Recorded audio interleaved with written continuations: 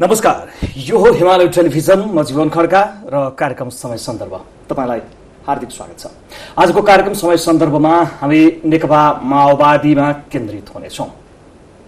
नेकपा माओवादी केन्द्रले नेतृत्व गरेर भनौँ एउटा समाजवादी मोर्चा बनाएको छ र त्यो मोर्चामा छुटिएका पुराना सहयात्री नेत्र विक्रम चन्द विप्लव पनि आइपुग्नु भएको छ। र विप्लव यो समाजवादी केन्द्रमा आइसकेपछि र प्रचण्डले चाहिँ नि अब माओवादी केन्द्रमा भित्र्याउने र विप्लवलाई उपमहासचिव अथवा महासचिव अथवा नेतृत्व नै प्रदान गर्ने स्थिति आइलाग्न लाग्यो भनेर माओवादीमा चाहिँ अलिकति हल्ला खल्ला चलेको छ, खैला बैला चलेको छ भनिन्छ।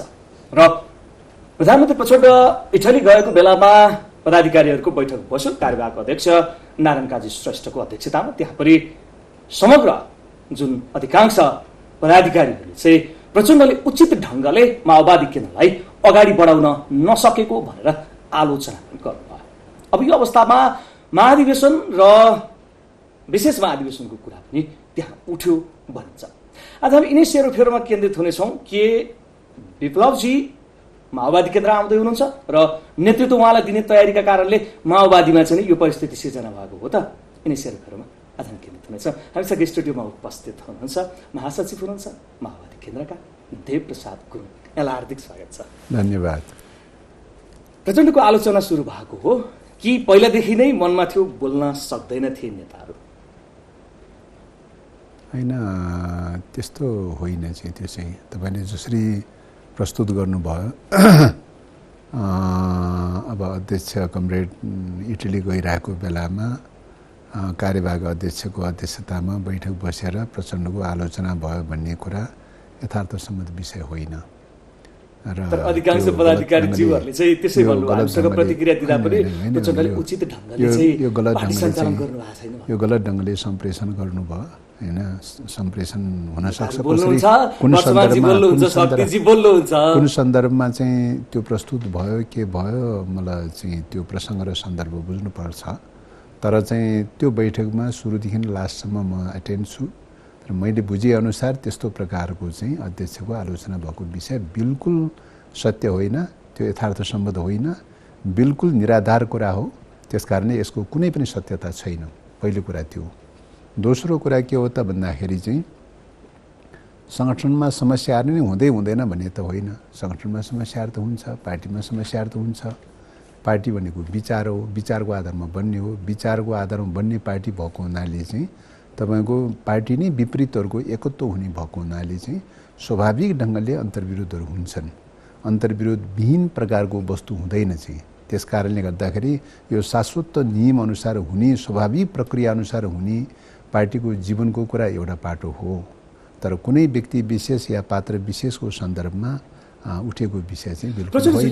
पहिलो कुरा त्यो जसरी पार्टीलाई जुन कार्यदिशा लिएर अगाडि बढाउनु पर्थ्यो त्यो अनुसार सक्नु भएन भन्ने कुरा चाहिँ उठ्या हो। यति कुरा चाहिँ तपाईँ स्वीकार होइन। अब विधिसम्म ढङ्गले पार्टी सञ्चालन गर्नु पर्यो, पद्धतिसम्म ढङ्गले पार्टी सञ्चालन गर्नु पर्यो, पार्टीलाई गतिशील बनाउनु पर्यो, प्रभावकारी बनाउनु पर्यो भन्ने कुरा स्वाभाविक ढङ्गले सबैले उठाउने विषय हो होइन।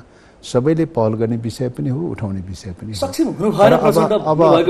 अब यसको तात्पर्य चाहिँ कुनै व्यक्ति विशेषको, कुनै नेतृत्व विशेषको मामलाको सन्दर्भको विषय होइन।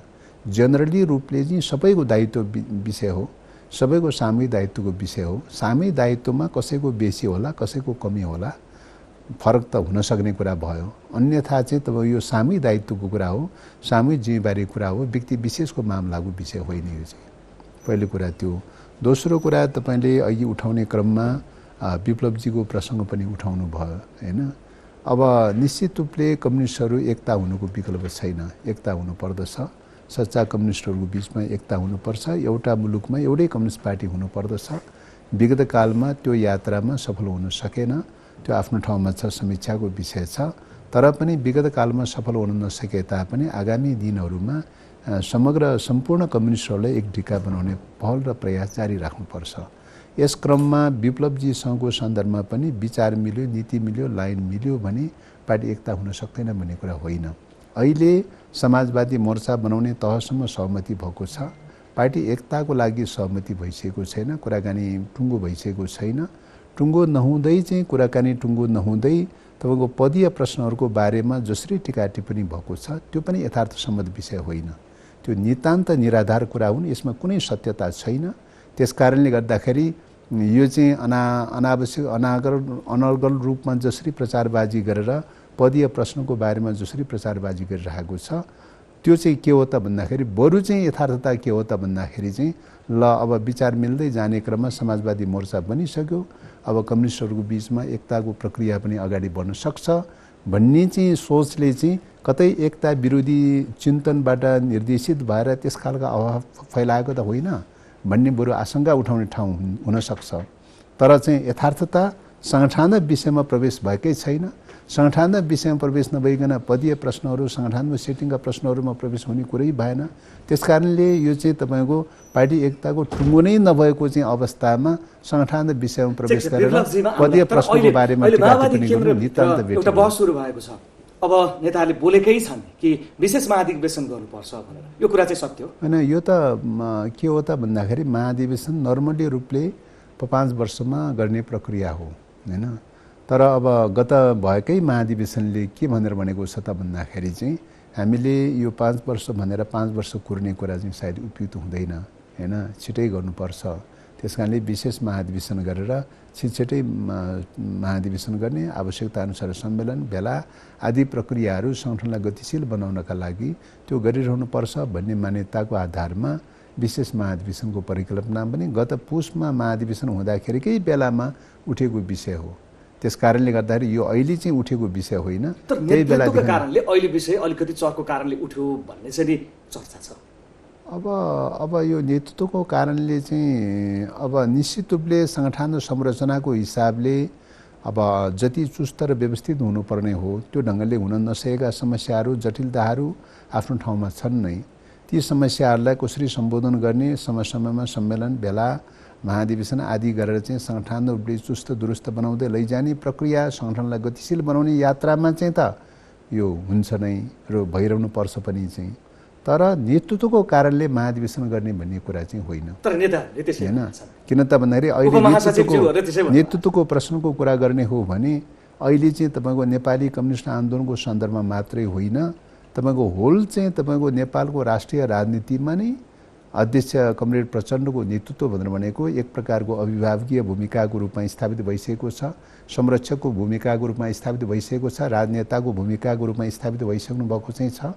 सबैले चाहिँ गैर मतलब कम्युनिस्टहरूले समेत पनि चाहिँ स्वीकार गरिसकेको अवस्थामा कम्युनिस्ट आन्दोलनमा उहाँ जस्तो सर्वमान्य प्रकारको नेतृत्वको स्थापना नै नरहेको स्थितिमा नेतृत्वको सङ्कटको सङ्केत गर्न खोज्नु यो बेठिक छ भने यो नेतृत्वको मतलब महाधिवेशनसम्म पार्टी संगठनात्मक यो कार्यदिशाको रूपमा अगाडि बढ्न नसकेको कुरा त्यो गलत हो। त्यसो भए यो नेतृत्वसँग जोडेर महाधिवेशन र नेतृत्वसँग जोड्ने कुरा यो बेठिक छ भन्ने लाग्छ। त्यो जोडिएको विषय मतलब त्यो ढङ्गले जोडेर चाहिँ महाधिवेशनको प्रसङ्ग र चर्चा उठेको विषय बिल्कुल होइन हैन। पदाधिकारीहरूको चयन पनि डेमोक्रेटिक रूपमा गर्न सकेकै छैनन्, सबैलाई त्यो चाहिँ कुराको बारेमा सङ्गठन प्रणालीहरूलाई व्यवस्थित गर्ने कुराहरूको बारेमा कति आन्तरिक लोकतान्त्रिक जीवनलाई कति सजीव बनाउन सक्यौँ सकेनौँ, कति विधिहरू अवलम्बन गर्न सक्यौँ सकेनौँ भन्ने कुराहरूको सवालमा मान्छेका सीमा रहित हुन्छन् भन्ने त होइन, सीमा त हुन्छ होइन, कमी कमजोरी त हुनसक्छ। तर जे सीमा रहे पनि, जे कमी कमजोरी रहे पनि निर्णय प्रक्रियामा त सबैको आपसी सहमतिको निर्णय प्रक्रियाबाट गइरहेको छ। आपसी सहमतिको प्रक्रियाबाट निर्णय प्रक्रियाबाट जाने अनि कसैलाई चाहिँ एकजनालाई मात्रै दोष पार्ने कुरा या अध्यक्षलाई या एबिसिडी कसैलाई मात्रै दोष पार्ने कुरा त छैन नि त। अधिकार फिटिकै अधिकार छैन। एकल नेतृत्व एकल निर्णयका रूपमा प्रचण्डजी अगाडि बढ्नु भएको छ। यसरी दोष चाहिँ हामीले पनि काँधमा लिनुपर्ने, निर्णय चाहिँ प्रचण्डजी एक्लैले गर्ने भन्नु हैन। यो त यस्तो हो, यो तपाईको चाहिँ अब पार्टी सिस्टममा तपाईको लिडरशिपको सिस्टमको सन्दर्भमा कम्युनिस्टहरूले हेर्ने दृष्टिकोण र अरू पुँजीवादी पार्टीहरूले हेर्ने दृष्टिकोणमा फरक छ हैन। कम्युनिस्टहरूको सिस्टम भनेको के हो त भने कलेक्टिभ लिडरसिपको केन्द्रीकृत अभिव्यक्ति, सामूहिक नेतृत्वको केन्द्रीकृत अभिव्यक्ति भनेर भनिन्छ। त्यो भनेको के हो त भने विचार निर्माणको प्रश्न होस्, नीति निर्माणको प्रश्न होस् या सङ्गठनमा अथोरिटीको प्रश्न होस्, जनतामा विद्यमान रूपमा रहेका सोच, चिन्तन, प्रवृत्तिहरू सबै कुराहरू पार्टीमा सङ्केन्द्रित हुँदै आउँछ।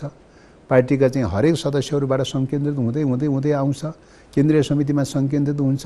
केन्द्रीय समितिमा छलफल अन्तर्क्रियाको दौरानमा चाहिँ तपाईँ लिडरसिपमा केन्द्रित हुन्छ। लिडरसिपबाट अभिव्यक्ति हुने भनेर भनेको के हो त? सामूहिकताको अभिव्यक्ति हो। त्यो चाहिँ सामूहिकताको सङ्केन्द्रित हुने हो चाहिँ, व्यक्ति विशेषको मामला होइन, सामूहिकताको सङ्केन्द्रित हो। सायद एक मिनट सुन्नुहोस् है। तपाईँको कम्युनिस्टको प्रक्रिया भनेर भनेको तपाईँको लेनिनवादी सङ्गठनको प्रक्रिया भनेर भनेको चाहे लेनिनको पालामा होस्, चाहे माओको पालामा होस्, चाहे विश्व कम्युनिस्ट आन्दोलनको सन्दर्भमा किन नहोस्, होइन, कम्युनिस्टहरूको लिडरसिपको प्रणाली भनेर भनेको त्यो प्रक्रियाबाट अभिव्यक्त हुने कुरा प्रणाली हो। त्यसकारणले अध्यक्ष कमरेडबाट अभिव्यक्त हुने विचारहरू अथवा चाहिँ चिन्तन, सोचहरू, नीति, कार्यक्रम आदि कुराहरू भनेर भनेको तपाईँको सामूहिक खालको अभ्यासको उपजको रूपमा अभिव्यक्त भएका विषयहरू नै नेतृत्वबाट अभिव्यक्त हुने कुरा हो। त्यसकारणले गर्दा पदाधिकारी हुँदै तपाईहरु जसरी अगाडि बढ्नुपर्छ त्यो भएन भनेर त उपमहासचिव लेभलका नेताहरूले बोलेपछि मैले तपाईलाई यति सोध्न बाध्य। यो चाहिँ के हो त भन्दाखेरि होला बैठक बस्ने कुरामा, टाइममा बैठक बस्ने कुरामा, नियमित बैठक बस्ने कुराहरूमा समय चाप विभिन्न कुराहरूले गर्दाखेरि अगाडि पछाडि भयो होला, थोरै विलम्ब भयो होला। ती कुराहरूलाई म त्यति धेरै अन्यथा मान्न सक्दिनँ। हुनसक्छ कतिपय विषयहरूमा अलिकति व्यापक छलफल गर्नु पर्थ्यो, छलफल नपुग्न सक्छ, होइन, कतिपय इस्युहरूमा छलफलहरू नपुग्न सक्छ। यस्ता कार्यशैलीगत ढङ्गले त्रुटि हुन सक्ने कुरालाई त म अन्यथा भन्दिनँ। हुनसक्छ मान्छे चाहिँ भन्नेपछि मान्छेको चाहिँ तपाईँको कमी कमजोरी रहित दुनियाँमा त कोही पनि हुँदैन चाहिँ, होइन। कमी कमजोरी र सीमा भनेको कुरा त हरेक वस्तुमा हुन्छ, हरेक मान्छेमा हुन्छ। किन भन्दा मान्छे भनेको नै नेगेटिभ र पोजिटिभको चाहिँ संयोजन हुन्छ, नेगेटिभ पनि हुन्छ, पोजिटिभ पनि हुन्छ, विपरीतहरूको एकत्व हो मान्छे भनेर भनेको चाहिँ। त्यस कारणले गर्दाखेरि नेगेटिभ पक्षहरू हुँदै हुँदैन भन्ने त होइन, हुनसक्छ। तर यी नेगेटिभ पक्षहरूका बावजुद पनि प्रधान पक्ष के हो त भन्दाखेरि पोजिटिभ पक्ष नै प्रधान पक्ष हो। त्यसैले पोजिटिभ पक्ष प्रधान भएकै कारणले गर्दाखेरि यतिखेर कम्युनिस्ट आन्दोलनको सन्दर्भमा होस् या नेपालको राष्ट्रिय राजनीतिको सन्दर्भमा होस्, माओवादी पार्टीले लिएका विचारहरू, नीतिहरू नै यतिखेर नेतृत्वदायी भूमिकाको रूपमा, निर्णायक भूमिकाको रूपमा रहेको छ, केन्द्रको रूपमा रहेको छ राष्ट्रिय राजनीतिमा। त्यस कारणले गर्दाखेरि राष्ट्रिय राजनीतिमा यसलाई केन्द्रको रूपमा हुने, पार्टीको विचार नीति लाइनको चाहिँ हिसाबले त्यो केन्द्रमा हुने, अनि चाहिँ माओवादी नहुने, नेता नहुने, फल्ना नहुने, डिसाना नहुने होला। त्यही त आन्तरिक व्यवस्था महाधिवेशनमा रूपान्तरण गर्नुभएका आठौं महाधिवेशनमा जुन छुट्टै छुट्टै किताबमा रहेका भनिएका वर्षमान पुन र जनार्दन शर्मा अहिले एकै ठाउँमा उभिएर एउटै स्वर गरिरहनु भएको छ। त्यहाँ शक्ति बस्नेतजी पनि आइपुग्नु भएको छ। अब को कहाँ पुग्नु भयो, पुग्नु भएन, के भयो भन्ने कुरा यो तपाईँको विश्लेषणको कुरा होला। तर यथार्थतामा पार्टी एक डिका छ, एउटै हो पार्टी, एकतामा चाहिँ रूपमा रहेको छ। तर त्यसका एउटा समूहहरू छन् नि। अब खै मैले त त्यस्तो समूह पनि त्यस्तो त केही देखाएको छैन, छुट्टा छुट्टै समूह भनेर पनि मैले त्यस्तो केही देखाएको छैन। यो तपाईँहरूको विश्लेषण हुन सक्छ, होइन। त्यस कारणले गर्दाखेरि चाहिँ पार्टी भनेर भनेको के हो त भन्दाखेरि चाहिँ विचार छलफल अन्तर्क्रियाको क्रममा कहिलेकाहीँ भेटघाट हुने, कुराकानी हुने, अन्तर्क्रिया हुने कुरा यो अलग विषय हो, होइन। पार्टीभित्र त्यो स्वतन्त्रता हुन्छ, होइन। तर त्यसको तात्पर्य चाहिँ पृथक खालको समूह बन्यो, बनायो, पृथक खालका समूह भनेर जसरी आइडेन्टिफाई गरेर तपाईँले जो भन्नुभएको छ त्यो चाहिँ यथार्थ होइन, त्यो बेठिक हो। एउटा के आरोप लाग्छ भने तल्लो तहका दोस्रो तहका नेताहरूलाई चाहिँ टकराव गराइराख्नुहुन्छ र आफू लिडरमा बसिराख्नुहुन्छ भन्ने हिजोदेखिकै आरोप छ नि, यो चाहिँ स्वीकार हुन्छ तपाईँ? अब यस्तो खालको चाहिँ यो लिडरसिपको सिस्टमको बारेमा नेतृत्वलाई अस्वीकार गर्ने प्रवृत्ति, चिन्तन प्रवृत्तिको चाहिँ सायद उपज हुन सक्छ भन्ने लाग्छ, होइन। अब हो मान्छेका सीमा हुँदै हुँदैन भनेर त म भन्दिनँ, सीमा त हुन्छ नै। तर सीमा भनेर भनेको यस्तो कि तपाईँको नेतृत्वमा पार्टीलाई विभाजन गर्ने, विभाजित गराइराख्ने, टुटाइराख्ने, फुटाइराख्ने, विभाजन गराइराख्ने, जुटाइराख्ने भन्ने प्रकारको चाहिँ यस्तो प्रकारको निकृष्ट प्रकारका चिन्तन र सोचको रूपमा अध्यक्ष कमरेडलाई बुझ्नु बिल्कुलै गलत हुन्छ, बेठिक हुन्छ। त्यो प्रकारको चाहिँ चिन्तन र सोचको स्तरको अध्यक्ष होइन। त्यस कारणले गर्दाखेरि चाहिँ एउटा छुट्टै एउटा जुन मैले अघि नाम लिएँ वर्षमान पुनजी, जनार्दनजी र शक्तिजीहरू मिलेर अब प्रचण्डलाई चाहिँ शक्ति कमजोर बनाउने रणनीतिमा लागेका छन् जस्तो देखिन्छ। तपाईँलाई लाग्छ लाग्दैन? अब त्यो तपाईँहरूको मनोगत खालका कुराहरू हुन्, मनोगत खालका टिका टिप्पणीका कुराहरू हुन्। परिस्थिति नै त्यस्तो छ, उहाँहरू खुलेआम बोल्नुहुन्छ। अब तपाईँको चाहिँ त्यो ढङ्गले अब होइन बोल्ने प्रसङ्गमा सन्दर्भमा के बोल्नुभयो कसो बोल्नुभयो सन्दर्भ हुन्छ प्रसङ्ग हुन्छ विषयका प्रसङ्ग र सन्दर्भहरू जोडेर नहेरिकन हुँदैन होइन कुन प्रसङ्ग र सन्दर्भमा के कुरा बोल्नुभयो त्यो समग्रतामा नहेरिकन हुँदैन पिसमा अंशमा टिपेर चाहिँ तपाईँको चाहिँ टिका टिप्पणी गर्नु चाहिँ सायद उपयुक्त हुन्छ भन्ने लाग्दैन त्यसकारणले अहिलेसम्मको बुझाइमा के हो त भन्दाखेरि पार्टी एक ढिका छ अध्यक्ष कमरेडको नेतृत्वमा तलदेखि माथिसम्म युनिफाइड छ हो संगठन सञ्चालन गर्ने कुरामा विधि प्रणाली प्रक्रिया कार्यशैली यी सबै अवलम्बन गर्ने कुरामा कार्यशैलीगत त्रुटिहरू मान्छेहरूका हुन्छन् त्रुटि हुँदै हुँदैन भन्ने कुरा होइन हुन सक्छ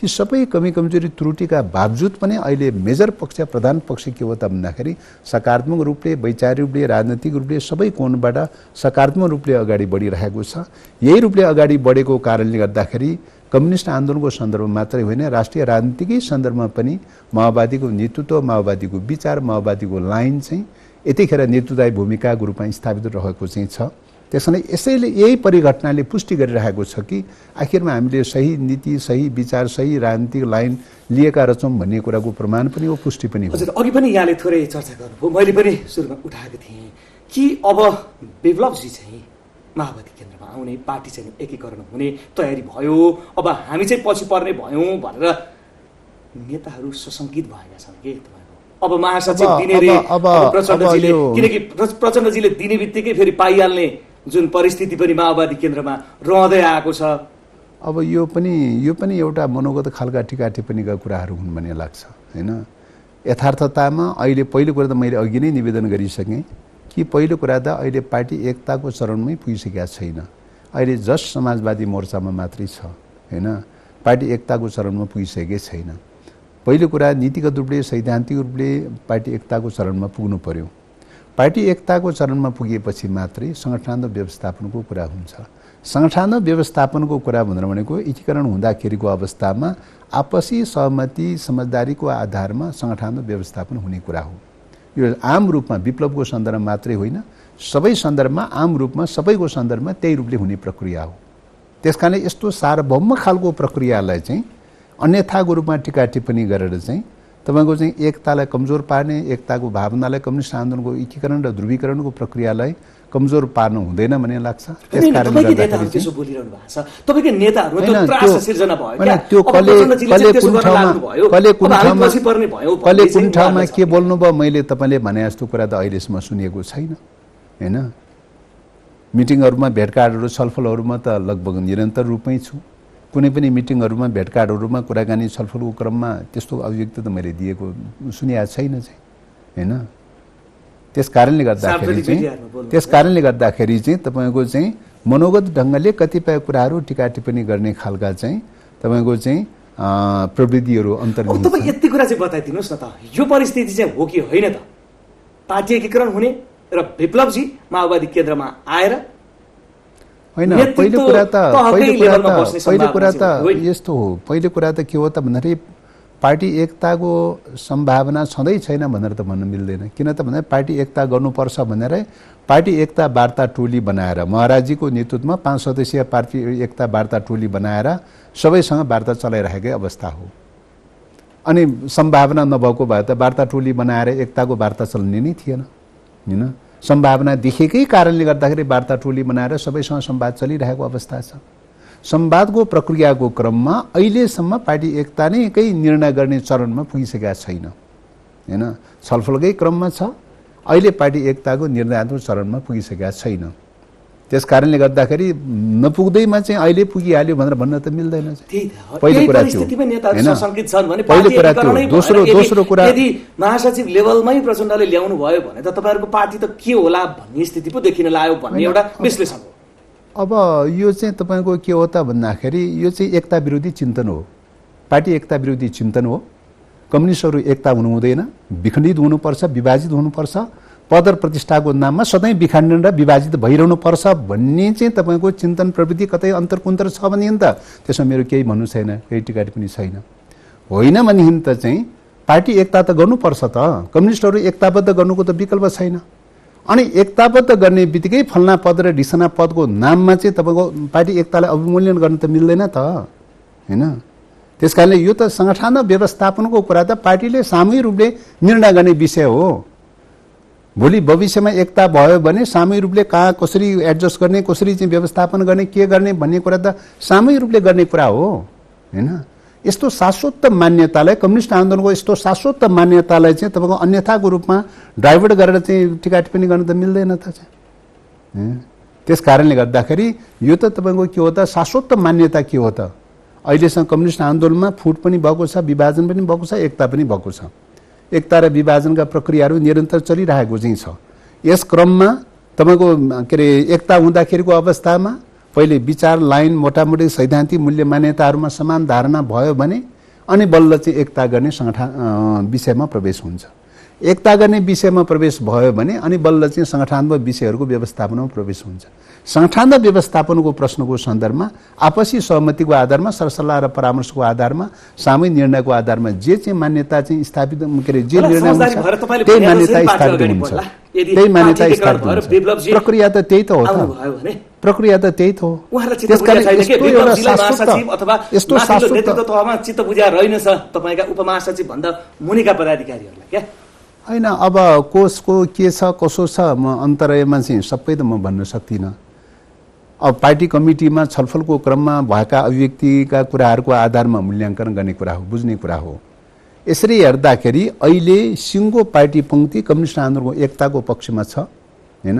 त्यसमा पनि अझ पूर्व माओवादी घटकहरूको बीचमा एकीकरण हुनुपर्छ भन्ने कुरामा आम रूपमा सर्वसम्मत छ हैन।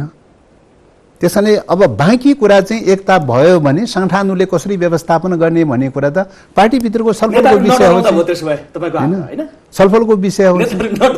त्यसकारण यस्तो खालको शाश्वत विषयको बारेमा अन्यथा ढङ्गले टिका टिप्पणी गरेर एकता प्रक्रियालाई अवमूल्यन गर्ने, कमजोर पार्न त मिल्दैन त चाहिँ। ठिक छ, अहिलेको प्रचण्डले जसरी अगाडि बढिराख्नु भएको छ, सरकारको नेतृत्व पनि छ, पार्टीको नेतृत्व पनि छ, तपाईँ चित्त बुझाउनु भएको छ तपाईँ महासचिव हैन। पार्टीको चाहिँ अहिलेको परिस्थितिमा, अहिलेको सापेक्षतामा हो निश्चित रूपले कार्यशैलीगत ढङ्गले पार्टीलाई अझ व्यवस्थित बनाउने कुराहरूमा कार्यशैलीगत ढङ्गले अलिकति जोड दिन सके खण्डमा केही व्यवस्थित बनाउन नसक्ने भन्ने त होइन, सकिन्छ नै। किन त भन्दाखेरि प्रक्रियाको हिसाबले हामीले नेतृत्व केन्द्रीकरणको सन्दर्भमा वैचारिक र नीतिगत प्रश्नहरूमा पनि अथोरिटी केन्द्रित गर्दै लगेका छौँ, युनिफाइड ढङ्गले अथोरिटी केन्द्रित गर्दै लगेका चाहिँ छौँ।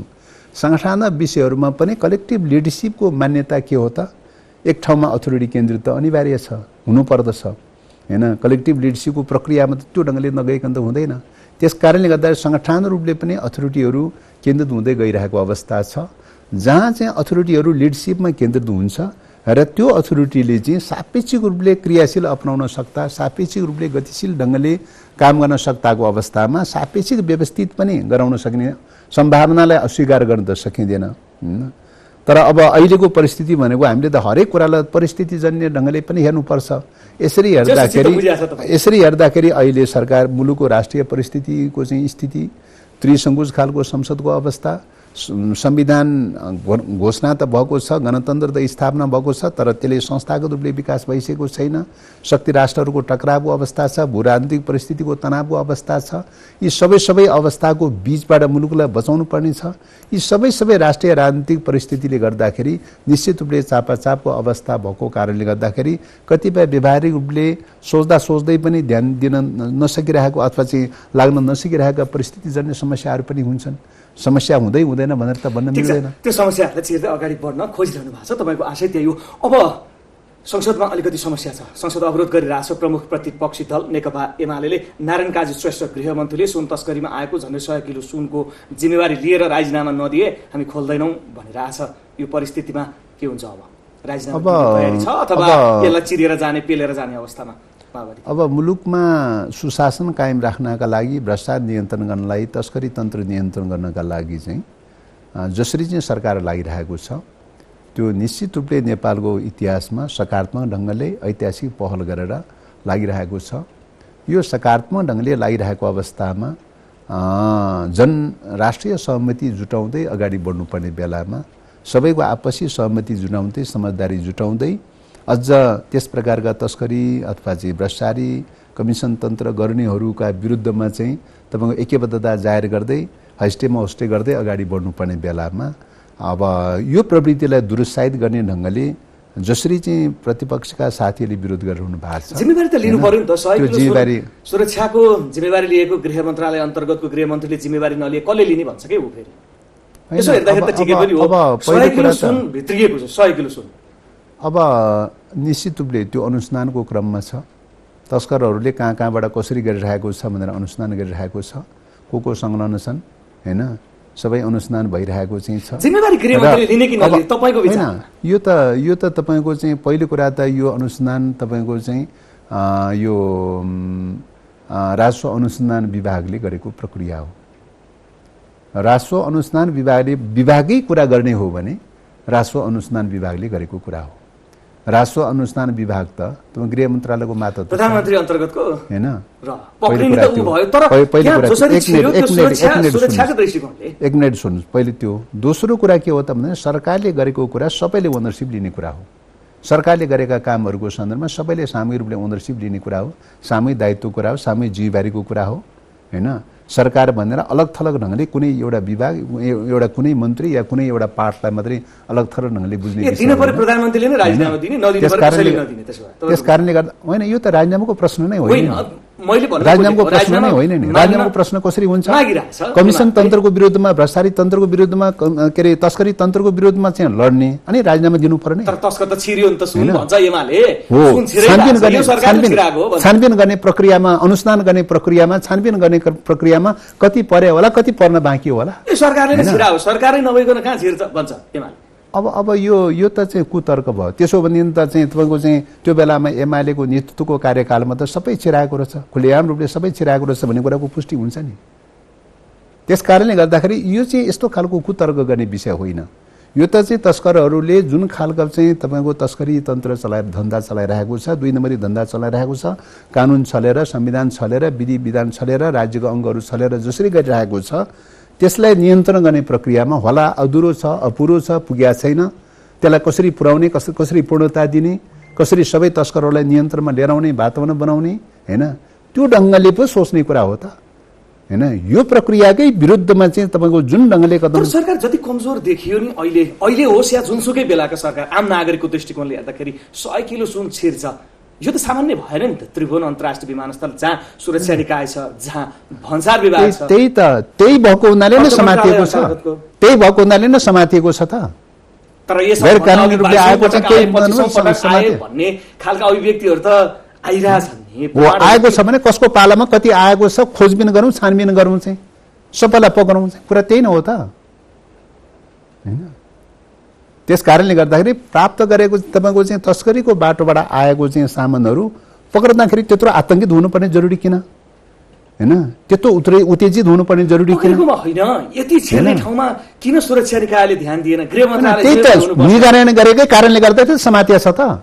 निगरानी नगरेको समातिन्थ्यो, त्यो छिरिसक्यो, सिनामङ्ग गएर समातियो। गैर कानुनी ढङ्गले चाहिँ तपाईँको छिरेको कारणले नै समातिया छ। त्यहाँमाथि फेरि राजस्व अनुसन्धान विभागले समातेको छ, प्रधानमन्त्री कार्यालय। त्यसकारणले गैर कानुनी ढङ्गले तस्करीको प्रक्रियाबाट गैर कानुनी ढङ्गले छिरेको कारणले नै कानुनले समातेको छ। हो, त्यो छिरेको समातेको छ, जिम्मेवारी नै गृह मन्त्रीको हो भन्ने आशय हो नि त। हैन, त्यो छिरेको कारणले नै समातेको छ गृह मन्त्रालयले, पुलिसले समातेको छ, अनुसन्धानले समातेको छ। छिर्नु गलत होइन हैन, होइन छिरेको कारणले नै समातिएको छ, नछिरिकन समात्न सकिन्छ। कुनै पनि वस्तु चाहिँ तपाईँको चाहिँ के अरे त्यहाँबाट गैर कानुनी ढङ्गले छिरेको भन्नेबाट समातेको छ। समातिनु पर्ने हो, किन बाहिर समातियो भन्छ क्या? होइन, त्यो त चाहिँ खोज्दै जाने क्रममा त जहाँ भेटिन्छ त्यही नै समात्ने हो। छिर्नु चाहिँ कसरी? छिराउनु नै सुरक्षा समितिले भन्छ। त्यही त जहाँ चाहिँ भेटिन्छ कानुनी रूपले खोज्दै जाँदाखेरि जहाँ भेटिन्छ त्यही नै छिर्ने काममा चाहिँ सुरक्षा संयन्त्रको पनि त्यहाँ सहभागिता रह्यो भन्ने न हो। त्यो त छिर्ने कुराको चाहिँ प्रक्रियामा चाहिँ तपाईँको चाहिँ छिराउने ठाउँबाट कहाँबाट कसरी छिरे अनुसन्धान गर्दै जाने क्रममा कोही एयरपोर्टमा भेटेला, कोही बाटोमा भेटेला, कोही गाडीमा भेटेला, कोही चाहिँ कहीँ भेटेला चाहिँ हैन। गैर कानुनी ढङ्गले छिरेको कुरा त जहाँ पुगे पनि त चाहिँ खोजी त गर्नु पर्यो त। एयरपोर्टमा मात्रै खोजी गर्नुपर्ने, अन्त खोजी गर्न नपर्ने पर्ने। तर त्यहाँबाट छिर्यो चाहिँ कसरी? त्यस कारणले मन्त्रालय अन्तर्गतको राजस्व के अरे त्यहाँ भन्सार विभाग छ, त्यत्रो चिरेर आउनुपर्छ, त्यति ठुलो सुरक्षा संयन्त्र छ, त्यो सबै चिरेर आयो चाहिँ कसरी? त्यही नै एउटा प्रश्न। त्यही छिरेको कारणले गर्दा समातेको छ, समात्नलाई किन आपत्ति? त्यसमा छिर्नु सामान्य हो हैन? सामान्य छिरेको कारणले नै समातेको छ त। नछिरेको भए कहीँ चाहिँ त्यतिकै समात्ने कुरा हुन्छ? छिरेको कारणले नै समातेको छ, गैर कानुनी ढङ्गले छिरेको कारणले समातेको छ। छिरेको कुरालाई चाहिँ समातेको कुरालाई त्यत्रो आपत्ति किन? होइन, छिरेको कुरालाई नै मेजर मानेर उसले छिरेको कारणले समातेको छ, नछिरिकन समातिन्छ? पाउन सक्नुहुन्छ? एयरपोर्टबाटै नआइकन अन्तै चाहिँ मुलुकमा अर्को मुलुकमा समात्न मिल्छ? त्यसपछि राजनीतिक संरक्षण बिना सम्भव छैन भनेको यसलाई जरैसम्म ओखाल्न सक्ने क्षमता छ त यो सरकारको? अन्तिममा सटिकमा बताइदिनुहोस् समय। अब अहिलेको संविधान, अहिलेको कानुन, अहिलेको राज्यको संयन्त्र, अहिलेको गठबन्धनको सरकार होइन, त्रिसङ्घको संसद, गठबन्धनको सरकार होइन, यो परिस्थितिले साथ दिँदासम्म अधिकतम रूपले चाहिँ भ्रष्टाचार नियन्त्रण गर्ने कुरा, तस्करी नियन्त्रण गर्ने कुरा, कमिसन तन्त्रलाई नियन्त्रण गर्ने कुरामा अधिकतम रूपले यो सरकार लागिरहन्छ, निरन्तर रूपमा जान्छ। निरन्तर रूपमा। हुन्छ, यस समयको लागि धेरै धेरै धन्यवाद। Thank you so much. दर्शक, आजको लागि समय सन्दर्भको समय सकियो। आगे दिनुहोस्। नमस्कार।